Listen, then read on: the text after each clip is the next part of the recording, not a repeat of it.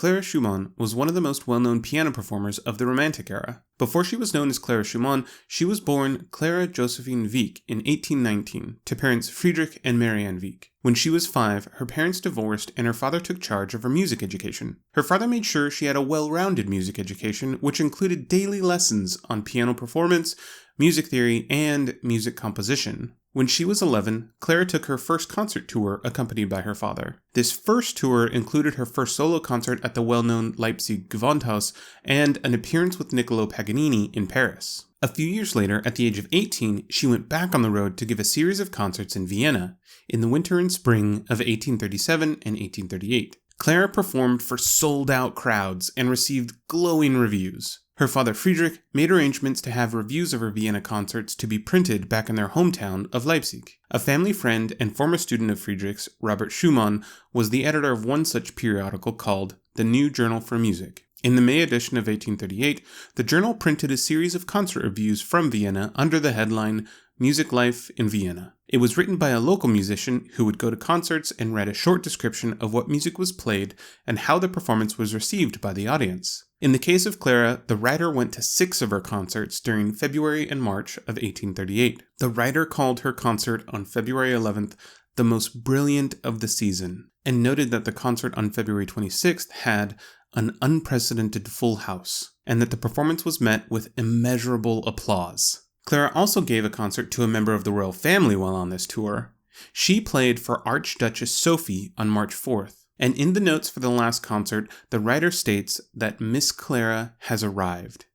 Indeed, this Vienna concert series solidified Clara's entrance into the music world as a talented and highly sought-after performer. 2 years later, Clara married Robert Schumann. The story of their courtship is amazing and of rom-com proportions.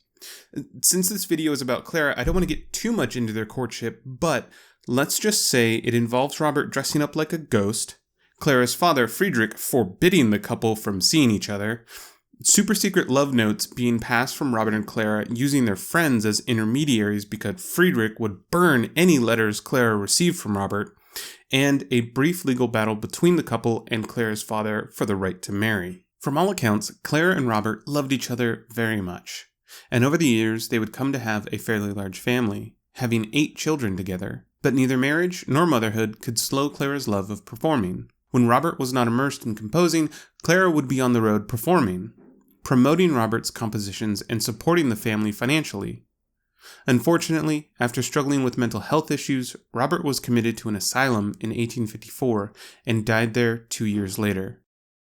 Clara continued to support the family with her performances, making trips to London, Dresden, Leipzig, Edinburgh, Glasgow, and many other venues over the years. In 1878, she became the piano teacher at the Haute Conservatory in Frankfurt.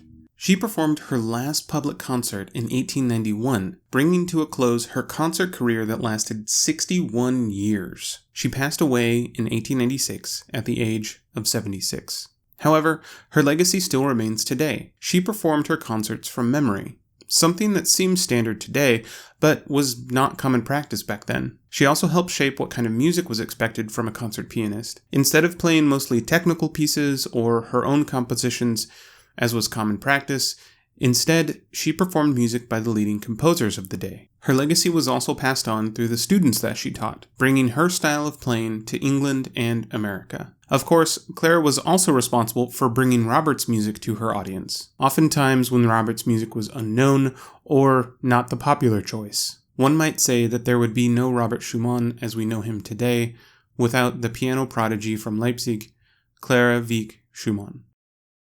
Thank you for watching. This video only scratches the surface of Clara's life.